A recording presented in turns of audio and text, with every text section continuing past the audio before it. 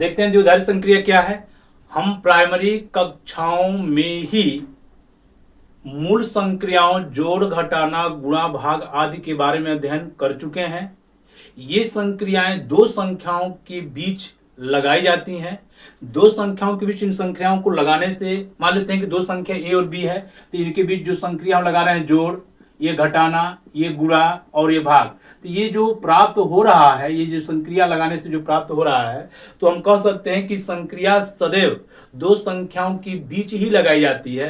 जैसे मान लेते हैं कि हम दो या दो से अधिक संख्याओं को अगर जोड़ना है, जैसे a प्लस बी प्लस सी को अगर जोड़ना है, तो हम जोड़ने के लिए सबसे पहले दो संख्याओं के बीच हम जो जोड़ का माने संक्रिया है उसको जोड़ते हैं और मूल परिणाम में तीसरे वाले को जोड़ते हैं। जैसे अगर a बराबर 2, b बराबर 3, c बराबर 4 हो, तो इनको जब जोड़ा जाएगा तो सबसे पहले 2 और 3 को जोड़ेंगे, 2 3 5 और 5 4 मिलकर के 9, या इसको जोड़ेंगे 4 2 6 3 9, या इसको जोड़ेंगे 4 3 7 2 9। यानी कभी भी जब जोड़ेंगे तो दो संख्याओं को जोड़ करके उसके प्राप्त मूल परिणाम में तीसरे वाले को जोड़ेंगे। हम कह सकते हैं कि संक्रिया सदैव दो संख्याओं के बीच लगाई जाती है, इसलिए इसके द्विधारी संक्रिया कहते हैं।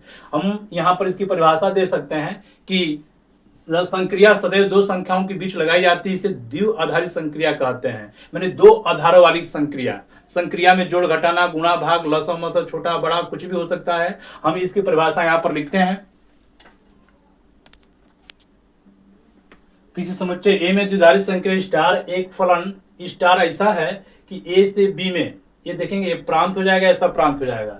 इसमें स्टार ऐसा माने संक्रिया लगाते हैं कि वह जो संक्रिया लगाने पर जो अवयव प्राप्त होता है वह उसी समुच्चय का हो, इसे हम लोग कहते हैं द्विधारी संक्रिया। यहाँ पर ये द्विधारी संक्रिया की परिभाषा हो गया।